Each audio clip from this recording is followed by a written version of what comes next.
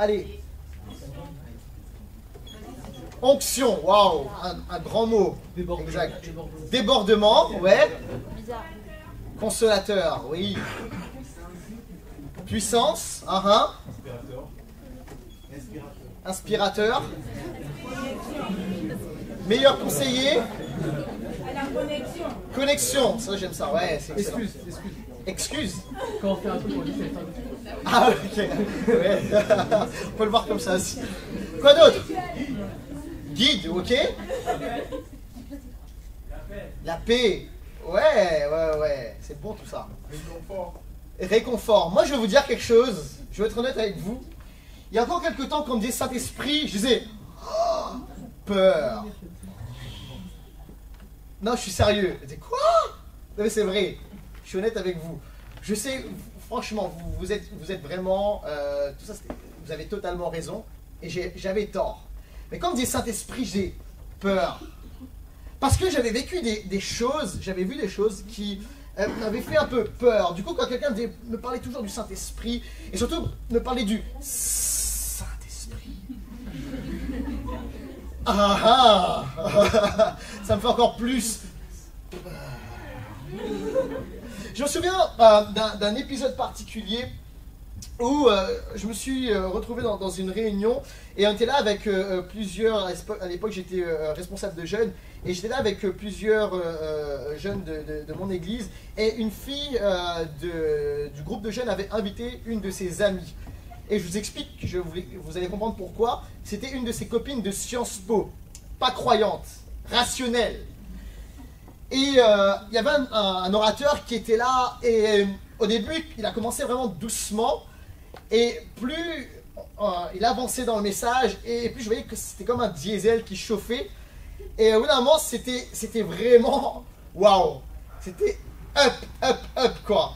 Et au bout d'un moment, il se mettait il parlait en langue dans son message, et il criait très fort, et à un moment, à la fin, il demandait aux gens de s'avancer, et les gens tombaient par terre, et puis il y avait des manteaux, il y avait des couvertures qu'on mettait sur les gens, et là, j'ai dit waouh, c'était un peu peur, quoi. Et à la fin, je vois cette fille du groupe de jeunes qui s'appelle Florence, et elle vient me voir. Elle dit, qu'est-ce qu'il y a? Elle dit, va parler à ma copine. Je dis, qu'est-ce que tu veux que je dise? Je sais pas, mais elle a peur et tout, faut que tu ailles lui parler. Et alors là, j'ai essayé de prendre le maximum de cool attitude que j'avais en réserve. Yeah, salut, ça va? Et du coup, essayer de contrebalancer. Ouais, non, mais tu sais, c'est pas toujours comme ça. Et peut-être que tu as été choqué, puis elle a trop rien dit. Elle est vite partie. Et le lendemain, Florence se retrouve avec plusieurs de ses amis de Sciences Po à la cantine avec la fille qui était là. Et cette fille se retourne vers Florence et lui dit ceci. Hey Florence, raconte à tout le monde comment ça se passe dans ton église. Raconte à tout le monde comment le pasteur priait en langue et les gens qui étaient par terre. Et Florence était juste hyper gênée. Et moi je me suis dit quelque chose. Quand j'implanterai l'église Impulsion, je ferai super attention à cela. Je ferai super attention au Saint-Esprit. Et au début, pendant les 3 premières années, dès que quelqu'un commençait à me parler du Saint-Esprit, je me mettais en mode « je ne t'écoute pas » et en mode blocage. Oui, bon, oui, on va se calmer un petit peu et hop, je recadrais. Parce que ça me faisait peur et je dis « je ne veux pas revivre cela, je ne veux pas faire fuir les gens ». Et cet été, les choses ont un peu changé. Non pas je me mets à parler en langue dans mon message et à crier et il y a des gens par terre et tout à l'église Impulsion et on m'aide pas du tout. Mais j'ai commencé à changer de façon de voir le Saint-Esprit. Cet été, j'étais avec mon épouse à une conférence à Londres et le thème de cette conférence c'était « Speak, we are listening ». Parle, nous t'écoutons. Et ça parlait justement de cette capacité à entendre la voix de l'Esprit. Et l'Esprit qui parle à l'Église. Et c'était juste incroyable, c'était une grande conférence et la réunion d'ouverture était magnifique. Il y avait une espèce de show où il y avait plusieurs figurants en fait, qui passaient dans les rangs avec une superbe musique. Et il y avait à l'écran, je vais vous décrire ce qu'il y avait des gens qui étaient au téléphone, un grand brouhaha, des bruits de métro, des avions qui s'envolaient, plein de gens qui parlaient en même temps, des personnes qui répondaient au téléphone. Et à un moment, au milieu de ce grand brouhaha, il y a comme un grand boom et tout ce bruit qui s'arrête. Et aussi ce qu'on voyait pendant le brouhaha, c'était des gens qui circulaient dans les allées avec comme une sorte de casque blanc sur la tête. Et c'est comme s'ils étaient lobotomisés et bloqués et ne recevant rien d'autre que plein d'informations en même temps, mais finalement n'entendant rien. Et donc, je vous le disais, il y a eu un grand boom, un grand blanc, et finalement des battements de cœur.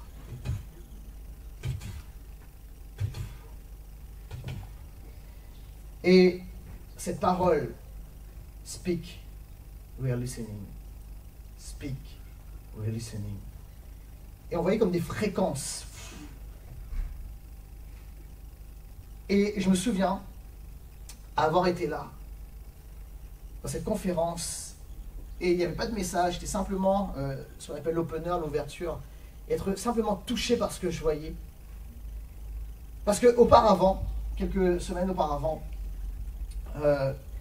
j'avais rencontré un leader, et je le voyais vivre une relation avec le Saint-Esprit. Et j'étais extrêmement étonné de ce que je pouvais voir. C'était quelqu'un de tout à fait normal, pas bizarre. C'est pas habillé tout en blanc, faisant des trucs bizarres et wow, qu'est-ce qui se passe? Quelqu'un de tout à fait normal. Il parlait normalement, mais je l'ai entendu donner des paroles, et notamment il m'en a donné une parole prophétique qui était simplement extraordinaire et qui a parlé à mon cœur. Et je le voyais comme ça, de façon tout à fait naturelle, vivre le surnaturel de Dieu. Et je l'ai rencontré, et j'ai eu l'occasion d'échanger avec lui là-dessus, qui s'appelle Dave Gibbons. Et je lui ai dit, écoute, je te vois discuter avec les gens et donner des paroles, et plusieurs personnes ont été bénies, il était là dans notre église. Et je lui ai dit, comment tu fais ça? Je lui ai dit, comment ça se passe? Et il m'a dit ceci, tu dois apprendre à travailler avec le Saint-Esprit, et finalement que le Saint-Esprit devienne ton ami, et tu peux vivre le naturel, le surnaturel de façon totalement naturelle. Et il m'a conseillé un livre que ensuite j'ai lu. Et lorsque j'étais à cette conférence et j'ai vu cet opener, c'est comme si Dieu me parlait. Et pour moi, c'était un été extraordinaire. Dieu m'a donné 3 paroles. Sois un leader, n'aie pas peur d'être un leader. Sois audacieux, leader audacieux. Dieu m'a dit, occupe la rue, sors des 4 murs de ce que vous avez l'habitude de faire, sors de ta boîte et fais des choses différentes. Et la 3e chose, c'est travaille avec le Saint-Esprit. Et cette pensée a totalement révolutionné ma façon de voir l'Esprit de Dieu et de considérer le Saint-Esprit. Et je voudrais qu'on lise ensemble un passage qui se trouve dans Jean au chapitre 16, versets 5 à 14, et je vais lire dans la version Le Semeur, c'est peut-être un peu différent. Et voici ce qui est écrit, verset 5. Maintenant, je vais auprès de celui qui m'a envoyé, c'est Jésus qui parle, et aucun de vous ne demande où je vais. Mais à cause de ce que je vous ai dit, la tristesse vous envahit. Pourtant, c'est la vérité que je vais vous dire. Il vaut mieux pour vous que je m'en aille. En effet, si je ne m'en vais pas, le défenseur ou le consolateur, dans d'autres versions, ne viendra pas à vous. Mais si je m'en vais, alors je vous l'enverrai. Et quand il sera venu, il prouvera au monde qu'il s'égare au sujet du péché, de ce qui est juste et du jugement de Dieu. Au sujet du péché, parce qu'il ne croit pas en moi. Au sujet de ce qui est juste, parce que je m'en vais auprès du Père, et vous ne me verrez plus. Au sujet du jugement de Dieu, parce que le dominateur de ce monde est d'ores et déjà condamné. Or, j'ai beaucoup de choses à vous dire, mais elles sont encore trop lourdes à porter pour vous. Quand l'Esprit de vérité sera venu, il vous conduira dans la vérité tout entière, car il ne parlera pas de lui-même, mais tout ce qu'il aura entendu, il le dira. Il vous annoncera des choses à venir. Il manifestera ma gloire, car il puisera dans ce qui est à moi, et vous l'annoncera. Waouh! Waouh! Alors je vous le disais, on peut vivre le surnaturel. de façon totalement naturelle, de façon normale. Et ce que je vois dans les Écritures, c'est simplement extraordinaire. Je vois Jésus, notamment dans l'évangile de Luc, ça apparaît bien, Luc le souligne, et dans les Actes, on voit que Jésus travaille avec le Saint-Esprit. Et c'est ce que dit également Luc, qui a écrit les Actes.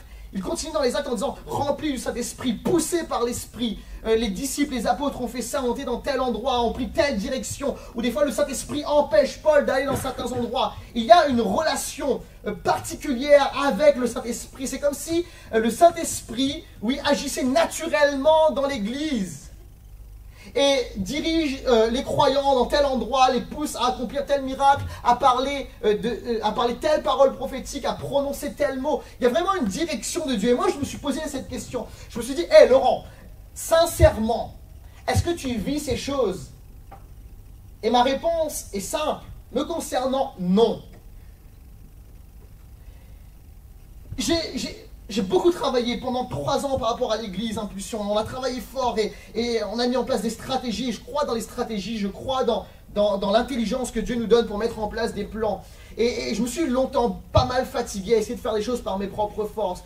Et lorsque Dieu m'a parlé par rapport au Saint-Esprit, c'est comme si Dieu me dit maintenant, je veux que tu travailles avec moi, on va travailler plus ensemble, je veux te diriger, je veux te parler, je veux te dire quoi faire. Et des moments où je discutais avec les gens, et puis ils me confiaient leurs problèmes, et puis j'essayais de trouver des solutions, etc. Puis c'est compliqué, les problèmes revenaient. Et j'avais l'impression que Dieu me disait, je veux t'amener ailleurs, dans une autre dimension, dans les relations, dans les paroles que tu vas pouvoir communiquer aux autres. Et je crois que Dieu veut nous amener pas seulement les leaders de l'église, mais Dieu veut amener tout un chacun, chaque croyant, à vivre quelque chose de particulier avec le Saint-Esprit. Et je suis content d'entendre, oui, pour vous, le Saint-Esprit, c'est positif, c'est l'onction, c'est, j'entendais un guide, un consolateur, un défenseur. Et je suis tellement content d'entendre ça. Parce que pour moi, c'était absolument pas cela. Et il fallait que je redécouvre la personne du Saint-Esprit. Et oui, je t'ai baptisé du Saint-Esprit, je parle en langue, il n'y a aucun problème. Je suis pentecôtiste, je suis ADD. J'ai appris tout ça. Mais vivre autre chose, cette relation avec le Saint-Esprit. Je voudrais voir avec vous 2 choses. Et le premier point que j'aimerais voir avec vous, c'est que on doit apprendre à développer une amitié avec le Saint-Esprit. Le terme qui est traduit par défenseur ou consolateur, en grec c'est le terme paraclète. Et il y a une version anglaise de la Bible qui s'appelle The Message, qui parle du paraclète, qui traduit paraclète, donc qui est traduit par consolateur ou par défenseur, ça dépend des Bibles, par ami. Et il dit ceci, l'ami, si je ne vais pas, si je ne retourne pas vers le Père, l'ami ne viendra pas.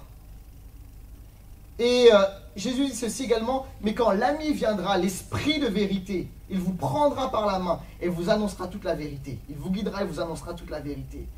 Et j'aime cette traduction ami. Parce que des fois on se dit, mais ok, Jésus est retourné au ciel, mais maintenant qu'est-ce qui se passe? Il y a l'ami qui est là. Il y a le consolateur qui est là. Et j'ai aimé les moments de dialogue là tout à l'heure. Et on me disait, wow, t'as lancé quelque chose, tu vas pas pouvoir l'arrêter. Pourquoi?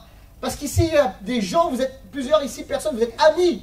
Donc vous avez commencé à parler, à échanger. Puis c'est compliqué de couper une discussion, ok? Surtout, j'en voyais certains qui commençaient à prendre des numéros de téléphone. C'est pas vrai. Vous avez en grande discussion. Non mais, moi quand je suis avec mes amis, je suis avec mes potes, il faut que je me fasse violence. Il faut que je rentre parce que ma femme m'attend et vraiment il va falloir que je rentre. Des fois j'ai envie de prolonger, on a envie de faire des afters, non? On est bien entre amis, on commence à parler, on parle de tout, on refait le monde, on dialogue, voilà. Je l'écoute, on se parle, et il y a un échange, on est bien entre amis. Il y a une relation, on s'envoie des messages, des textos, on communique. Et j'aime ce terme « ami » pour le Saint-Esprit. Parce que le Saint-Esprit veut développer une relation avec chacun d'entre nous.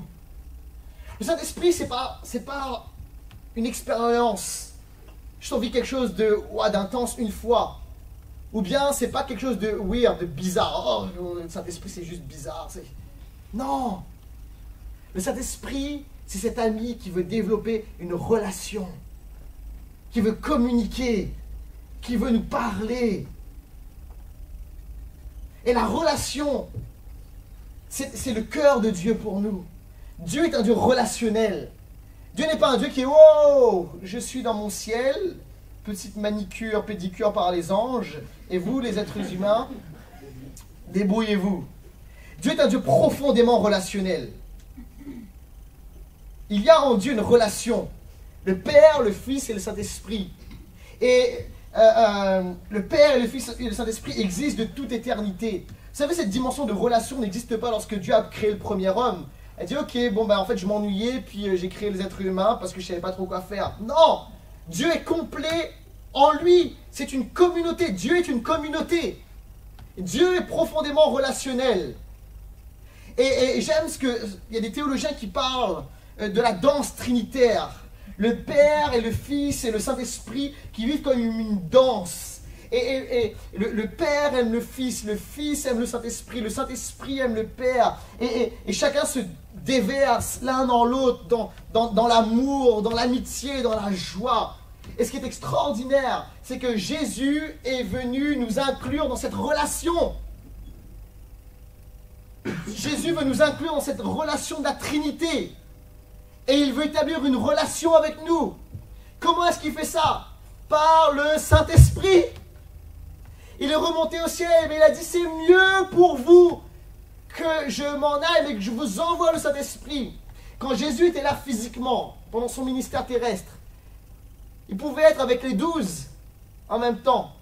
Mais Jésus ne pouvait pas, il s'est limité volontairement, il ne pouvait pas être avec tout le monde, ce n'était pas possible. Mais ce que Jésus a fait lorsqu'il est remonté au ciel, c'est qu'il a envoyé le Saint-Esprit dans le cœur de chaque croyant.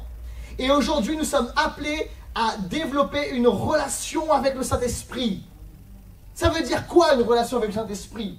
Ça veut dire que à chaque moment de la journée, je peux commencer à parler avec le Saint-Esprit, à vivre une relation avec le Saint-Esprit, à parler au Saint-Esprit, et le Saint-Esprit va me parler. Non, ça c'est pas possible, Laurent, je t'assure que si. Ouais, mais ça c'est pour les grands pasteurs, les grands leaders, etc. Non, non, non, non, non. C'est pour toi et moi. Et comme je vous le dis, je ne suis pas un grand leader, je mesure qu'1m65, même si je suis sur l'estrade aujourd'hui. C'est pour chacun d'entre nous. Et Jésus nous a envoyé le Saint-Esprit. Et il veut qu'on développe une relation. Alors je voudrais vous donner quelque chose de pratique, ok? Aujourd'hui. Comment développer une relation avec le Saint-Esprit? Comment apprendre à écouter le Saint-Esprit nous parler? Alors, il y a deux choses. Il y a mon moment de dévotion et il y a toute la journée. Justement, pendant cet été 2015, j'ai appris une nouvelle façon de prier. Comment je priais avant? J'avais mon temps de prière et puis en fait, moi, j'avais comme un plan de prière. Alors, mon plan de prière suivait à peu près... En fait, j'avais, j'avais disséqué le Notre Père. Et du coup, en fait, je suivais un peu la prière du Notre Père. C'est-à-dire qu'au début, donc, Notre Père qui est aux cieux, donc au début, je commence en proclamant la grandeur de Dieu, etc. Puis j'avance, et puis après, notre pain quotidien, donc je demande pour les choses matérielles, etc. Enfin, l'adoration, la louange, etc. En fait, j'avais séparé comme ça mon temps de prière. Et mon temps de prière, c'était finalement comme un monologue. Où je parlais blablabla, et tu bénis là, et tu me remplis du Saint-Esprit, tu bénis tel endroit, tu bénis tel truc, hop, encore 5 minutes, au nom de Jésus, Amen, yes, ok, là je suis prêt, c'est parti. Monologue. Franchement, mais il y a un truc. Est-ce que vous aimez avoir des conversations avec quelqu'un qui ne fait que parler? Hein? Vous connaissez des gens comme ça? Ça c'est pour toi. Pendant qu'il parle. Non mais sérieux, non? Tu sais quand tu vas avec quelqu'un et puis tout ce qu'il fait c'est qu'il te parle et il te parle que de lui. De temps en temps tu essaies d'en placer une, tu dis que oh baby hop ça prend et t'arrives, c'est compliqué. C'est pas très fun, non? Et il y a quelque chose qui se passe, c'est que parfois nos prières ressemblent un peu à cela. Hein. On fait des monologues, et puis on demande plein de trucs, au nom de Jésus, Amen. Et puis Seigneur, parle-moi, mais au nom de Jésus, Amen, il faut que j'y aille, bye bye, salut. Et à prendre des temps dans le silence pour simplement écouter Dieu. Alors, j'ai commencé, vous pouvez prendre si vous voulez prendre des notes, j'ai commencé par quelque chose de très simple. J'ai commencé à prendre 10 minutes dans le silence, dans mon moment de prière. Alors, le matin, quand il n'y a pas de bruit, juste 10 minutes. Et en fait, je commence ce moment de silence de cette manière. Je suis calme, dans un moment où je suis détendu, bien installé. Et j'essaie de fixer mes pensées sur Jésus. Et je dis ceci. Jésus, Fils de Dieu, aie pitié de moi. Et je répète cette phrase, et en fait, c'est pas un truc magique, ok? Ça va dire, oh, c'est catholique ça, on est évangélique, nous on est pentecôtiste, faut pas faire ça. En fait, c'est pourquoi? C'est pour fixer mes pensées sur Dieu. Parce que vous allez voir ce qui va se passer. À partir du moment où vous allez être dans le silence et commencer à vouloir méditer sur Dieu, il y a un truc qui se passe, c'est que vous allez penser aux choses que vous avez à faire dans la journée. Ok? Et vos pensées vont aller dans tous les sens. Et en fait, l'idée, c'est de commencer à fixer ses pensées sur Dieu. Il y a un moment où réellement tes pensées sont sur Dieu, et là, tu te tais et tu restes dans le silence. Et en fait, la prière, c'est pas parler à Dieu, c'est plus que ça la prière, c'est être avec Dieu. Et dans ce moment de prière, Dieu commence à parler à ton cœur. Et des fois, il y a un mot qui va monter. Il y a une image, il y a une pensée. Il y a quelque chose que Dieu va rectifier. Et alors, au début, tu vas trouver ça pas forcément évident, donc prends 10 minutes. Et ensuite, prends un peu plus de temps. 12 minutes, 15, puis 20 minutes. Le plus compliqué, c'est la première semaine. Parce que tu dis, ça ne fonctionne pas, ça ne marche pas. Mais il faut apprendre à écouter Dieu. Mais ça, tu le trouves où dans la Bible?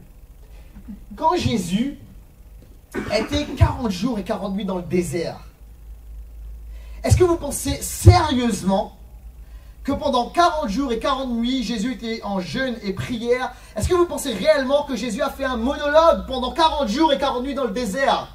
Sans boire ni manger, au bout d'un moment, tu n'as plus de salive.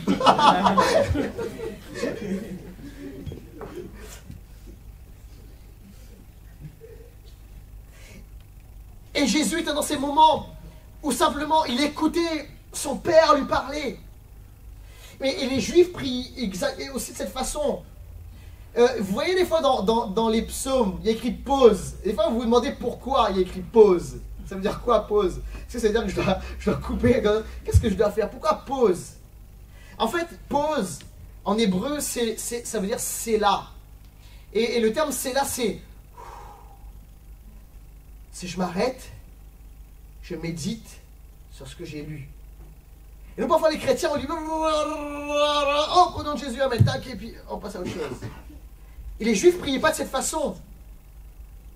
Ils ne lisaient pas la Bible de cette façon. Ils priaient, ils lisaient la Bible, ils s'arrêtaient dans le silence et ils méditaient. C'est profondément biblique. Et je crois qu'on doit apprendre à réécouter Dieu. Et lorsqu'on vit cela, on ne vit plus finalement une discussion en mode je suis dans un café et je vais te voir simplement pour te dire ce que j'ai à te dire et pour te parler de ma vie monologue. Hein? Mais on commence à vivre un dialogue. Et Dieu commence à parler à notre cœur. Dieu commence à nous dire des choses pour nous-mêmes et Dieu commence à nous révéler des choses, je vous assure. Et j'ai commencé moi à vivre une révolution par rapport à cela. Ça commence à changer ma vie, réellement. Et du coup, des moments où je suis comme ça dans le silence et j'ai un cahier de notes et il y a des choses qui me viennent et j'ai commencé un peu, et des fois il y a des pensées qui me viennent pour des personnes que je connais, des gens qui font partie de mon église et je note, puis je dis ok, je vais commencer à l'expérimenter. Et j'écoute, viens voir, j'ai un truc à te dire. Et je commence par dire l'Éternel m'a dit, le Seigneur m'a dit, faut éviter ça, ok? Soyons humbles, hein? On n'est pas des prophètes de l'Ancien Testament. On se trompe, ok? Et si les gens disent non, c'est faux, ou je ne suis pas d'accord, ou tu es trompé, on n'est pas des prophètes de l'Ancien Testament. Relax. Et dis, écoute, j'ai quelque chose à te partager. Et puis, tu en parles, tu dis, est-ce que ça fait sens pour toi ou pas? Et je vois les gens, waouh, qui me disent oui, oui. Et une fois, je me souviens, il y avait une personne qui était là pour la première fois. C'est une fille de l'église qui l'a ramenée. Et à ce moment-là, j'ai une parole prophétique. Et dans mon cœur, en fait, je ne sais pas pourquoi je l'ai vue, et puis je savais que c'était pour elle, mais je n'ai pas osé aller la voir et lui dire directement. Je me dis, sauf c'est parce que c'est une nouvelle. Et là, j'ai une parole, et je dis, ok, je vais la donner à haute voix, en mode comme je faisais avant, quoi. Je ne prends pas trop de risques. Ça peut être un peu pour tout le monde. Et puis la parole était suffisamment précise, c'était quelque chose par rapport à sa famille. Et à la fin, elle va voir sa copine qui l'avait ramenée là à l'église, et elle dit, c'est exactement ma situation. Sa copine ne savait pas. Elle dit, c'est quoi en fait? Est-ce que c'est un voyant ce gars-là? Pas du tout. Et en fait, c'est parce que Dieu parle. En fait, ce qu'on lit là dans les évangiles, ce qu'on lit dans la Bible, ce qu'on lit dans les actes, ben c'est pas fake. C'est vrai. C'est vrai. En fait, c'était pas parce que les gars étaient, je sais pas, hyper perchés. Et non, c'est vrai. On peut le vivre. Mais il faut le dépoussiérer. On n'a pas besoin d'être chelou. On peut juste être des jeunes normaux, habillés normalement, et commencer à expérimenter des choses comme ça. Et à devenir une jeunesse prophétique. Mais on doit développer cette amitié avec le Saint-Esprit. On doit développer cette relation avec le Saint-Esprit. Et lorsqu'on commence à vivre cela, on commence finalement à être le prolongement de Jésus. Et Jésus commence à agir à travers nous, en nous et à travers nous. Jésus a dit ceci, vous allez faire des œuvres plus grandes que les miennes. Waouh! Franchement, est-ce qu'on vit vraiment des choses plus grandes que celles de Jésus? Pourtant, Jésus nous l'a dit. Il est préférable, c'est mieux. La deuxième partie du film est mieux. Vous allez voir, vous enverrez le Saint-Esprit et vous allez vivre des choses plus grandes. Et ce que dit Jésus ici, c'est que ça va être puissance 10, quoi. Et Jésus dit, le Saint-Esprit ne parlera pas lui-même. Ce qu'il aura entendu finalement, il vous l'annoncera. Il puisera de moi, il vous communiquera. Et ce que fait le Saint-Esprit, c'est qu'il prolonge l'œuvre de Jésus. Et Jésus parle, le Saint-Esprit commence à habiter en nous. Et en réalité, ce qui se passe, c'est quoi? C'est qu'on dit, mais franchement, ça serait tellement bien si Jésus était là aujourd'hui en 2016 avec nous. En réalité, Jésus est là aujourd'hui en 2016 avec nous. Jésus est dans les lycées, les collèges, les entreprises d'Orléans, les rues d'Orléans. Et quand je vous vois là, je vois des petits Jésus. Et c'est ce que ça veut dire, chrétien. Parce que Jésus est en nous par le Saint-Esprit. Alors l'impact est démultiplié. Et on devient le prolongement de Jésus. Finalement, là où je suis, je commence à me lever le matin avec une dose d'excitation et à dire finalement, c'est Jésus qui y est. Et Saint-Esprit, dis-moi ce que je dois faire et dire aujourd'hui. Et Saint-Esprit va commencer à nous diriger, il va commencer à nous parler, il va commencer à nous orienter. Ça va être juste extraordinaire, je vous assure. Et ce qu'on a lu ce matin, Jésus qui voit la femme qui puise, qui est en train la Samaritaine qui est en train de prendre de l'eau au puits, et plusieurs hommes avaient eu accès à son corps. Mais un seul homme a eu accès à son cœur, c'est Jésus. Et Jésus lui donne une parole, ça fait bang! Et ça, on peut le vivre. Imagine quelque chose. On On est tous en relation, on a des amis à droite à gauche et commence à penser ça. On dit ouais, les Français, ils sont rationnels, c'est un peuple difficile à atteindre et c'est tellement compliqué. Et vous savez, certains disent que Paris, c'est le tombeau des missionnaires. C'est-à-dire que ça marche pas à Paris, quoi. Et un gars qui s'appelle Tim Keller a dit ceci, si tu peux implanter une église à Paris, si tu implantes une église à Paris, tu peux l'implanter partout dans le monde. Et souvent on dit, mais la France, c'est super dur. Mais c'est d'imaginer quelque chose. Rempli du Saint-Esprit, on développe des relations avec nos amis et tout.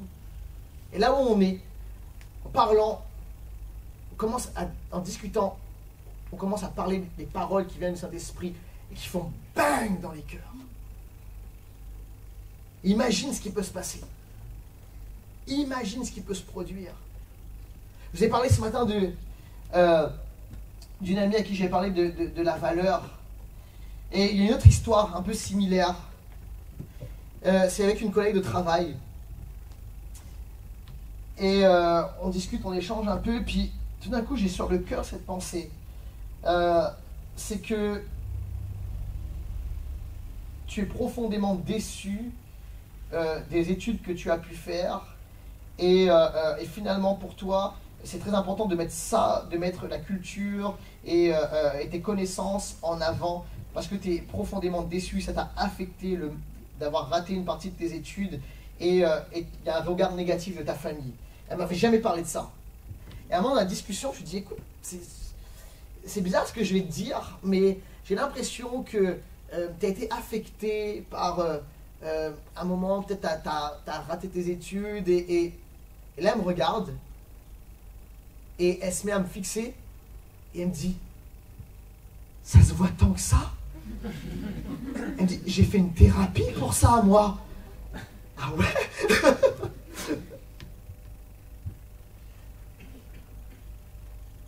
Et en fait c'est juste le Saint-Esprit qui nous parle. Mais ça, on peut le vivre à n'importe quel âge. Alors, je suis pas, on ne dit pas, oui, l'Éternel m'a dit, le Seigneur, le Saint-Esprit. Non, non, non. Juste naturellement. Et ensuite, tu ne sais pas pourquoi, mais les gens viennent te voir. Ils disent, il y a une sagesse, il y a quelque chose. J'ai un ami pasteur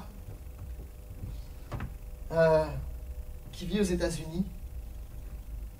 Et en fait, ce gars-là, c'est le conseiller, le coach de plusieurs artistes connus. Et c'est le gars dont je vous ai parlé, là, Dave Gibbons. Et en fait, ce qu'il me dit, c'est parce que il a développé une relation avec le Saint-Esprit. Le Saint-Esprit lui donne des paroles pour les gens. Et une fois, il raconte ceci, il dit, il était dans un événement de mode, il va un peu partout. Et un des gars le salue et lui dit ceci, « Wow, il y a une énergie en toi. » C'est le mot qu'il a utilisé. Et Dave Gibbons lui répond, « Oui, c'est l'énergie qui est au-dessus de toutes sortes, de toutes les autres énergies. »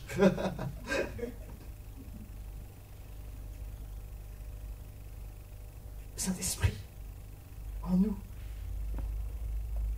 Et Dieu veut agir comme ça.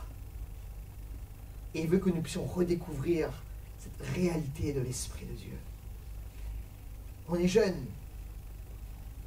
Et on va avoir à prendre des décisions, à faire des choix, à prendre des directions. Et le Seigneur veut nous parler. Et je crois qu'il faut qu'on apprenne à écouter la voix de Dieu. À écouter ce que Dieu veut nous dire. Plusieurs ici, vous avez besoin de découvrir votre destinée. Ce que le Seigneur a pour vous. Et je crois que Dieu peut nous orienter, peut nous donner une parole par le biais de quelqu'un. Mais commençons juste à vivre cette relation avec le Saint-Esprit. À écouter la voix de Dieu. Et ce que je vous dis là, c'est pas un message, wow, sur le moment, bang. Mais je vous assure, c'est quelque chose qui peut bouleverser votre vie à long terme. Qui peut vous transformer. Apprendre à écouter la voix du Seigneur. Apprendre à écouter Dieu. le responsable de jeunesse en mission, a dit ceci. Alors qu'on lui a posé cette question, comment tu fais pour avoir des jeunes, les motiver, ils ont la pêche pour Dieu, comment tu fais ça? Comment tu crées une génération stable pour Dieu? Il a dit ceci. Je leur apprends à écouter le Seigneur. Je leur apprends à écouter Dieu. Finalement, si on apprend à écouter ce que Dieu nous dit, à entendre la voix du Seigneur, les amis, les choses vont littéralement changer. Je vais finir avec ceci. Demander à Louange de revenir. Il y a quelque temps, j'étais dans les transports en commun et comme je vous le disais tout à l'heure, dans les transports à Paris, des fois tu en as juste marre des embrouilles et tout et tu as juste envie d'écouter ta musique tranquille. Alors moi j'ai demandé à ma femme pour mon anniversaire je crois de m'offrir un casque et donc elle m'a offert un casque Marshall et ça c'est vachement bien, c'est vraiment bien parce qu'en fait ça t'isole. T'entends rien du tout, t'entends juste ta musique et t'entends absolument pas ce qu'il y a autour. Et là c'était un matin dans les transports en commun, j'allais au travail et j'avais ma musique, j'étais encore un peu endormi et j'avais mon casque et j'entendais absolument rien. J'avais ma musique et au bout d'un moment je vois le train s'arrêter. Il n'aurait pas dû s'arrêter à ce moment-là. Et je sens, en fait j'avais les yeux fermés mais je sens comme un mouvement et au bout d'un moment j'ouvre les yeux et je vois une seule personne dans le wagon qui s'approche de moi et qui s'apprête à me toucher. Alors du coup j'enlève mon casque et je dis oui, qu'est-ce qui se passe? Elle me dit oui mais en fait c'est terminus. Je dis pourquoi terminus? C'est pas terminus normalement. Elle explique, elle me dit non mais en fait il y a des travaux sur la ligne et donc il faut changer et puis prendre une correspondance. Je dis mais c'est pas normal! Ils auraient dû l'annoncer quand même. Et elle me dit, mais en fait, ils n'arrêtaient pas de l'annoncer. Il y a eu plein d'annonces. Je dis, ah bon? Mais oui, mais j'avais mon casque. Et j'avais ma musique. Et j'entendais absolument pas ce qui se passait autour. Parce que j'étais dans mon truc. Donc j'entendais pas les signaux, j'entendais pas les avertissements. Et heureusement que cette dame était gentille et était venu m'avertir. Bon, j'ai ouvert les yeux quand même, mais... Et parfois, dans la vie, on est comme ça. Dieu, c'est pas que Dieu veut pas nous parler, Dieu nous parle. Et Dieu a des choses à nous dire, Dieu est un Dieu relationnel. Mais on est dans notre bulle, on est dans notre truc, on est dans le tourbillon de notre vie. Tellement de choses à penser, tellement de choses à faire. Oh, j'ai mes études, j'ai mon travail, j'ai mes soucis, j'ai mes embrouilles, et puis il faut que j'aille à tel endroit, et puis il faut, ok, je prie, mais quand je prie, c'est et puis après il faut que j'aille faire ça, et puis après j'ai l'église, et le groupe de jeunes, et puis machin, et ça, et puis il faut que j'appelle un autre, et nous on est une génération hyper connectée, on communique, mais on n'écoute pas beaucoup, d'accord? On est super après, selfie. Et moi je vois des gens comme ça sur Facebook, et je les vois, t'as l'impression qu'ils ont une vie extraordinaire, mais moi je connais leur vie. Je dis, mais non, t'es comme tout le monde en fait, arrête de faire croire que... Et on est bien dans une société où on aime se montrer, on aime parler, on dit ce qu'on fait. Il faut juste qu'on apprenne à couper tout ça au bout d'un moment. À se mettre en mode avion, ok? Pour simplement écouter Dieu. Il faut qu'on enlève nos casques pour écouter ce que Dieu a à nous dire. Dieu veut nous parler. Dieu a des choses à nous dire sur nos vies. Dieu a des choses à nous dire, peut-être des paroles à nous communiquer. Dieu a des choses à dire peut-être aux gens qui sont autour de nous. Est-ce qu'on est prêt à écouter Dieu? Jésus prenait chaque jour du temps avec son Père. Le soir, la nuit, tôt le matin. Il entendait la voix de Dieu. Et il parlait parce qu'il avait entendu Dieu. Son Père lui parlait. Et on peut vivre ça. On peut vivre ça. Et je prie aujourd'hui pour que Dieu réveille dans ce lieu une génération du Saint-Esprit. Pas des gens bizarres, mais des gens qui vont parler la parole de Dieu parce que Dieu aura parlé en leur cœur. Je prie pour une génération connectée au Saint-Esprit. Le Saint-Esprit devient mon ami, je parle au Saint-Esprit et le Saint-Esprit me parle. Est-ce que tu veux être de cette génération? Dieu veut te parler personnellement. Alors on va se lever ensemble. Peut-être juste comme ça, juste avec la musique. Tout doux. Peut-être juste sans élever une voix, pas une voix au-dessus de l'autre. Et commencer à écouter Dieu. On peut faire ça. Commencer à écouter Dieu. On va faire un truc, même si tu veux. Pasteur Fabrice, est-ce que je peux mettre un peu le souk vite fait hein? Et après, merci.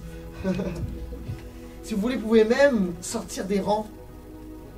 Si vous voulez vous mettre, je sais pas, vous asseoir ou marcher. Ou, je sais pas, vous mettre contre le mur ou bouger les chaises. Et commencer à écouter Dieu. Ok? Et vous pouvez prendre votre téléphone, mais pas pour envoyer des textos. Enfin, si vous avez envie, faites-le. Je vous empêche pas, parce que vous voulez. Mais, et puis, écoutez ce que Dieu a à vous dire. Il y a peut-être une pensée qui va monter dans votre cœur. N'ayez pas peur de te tromper. On apprend.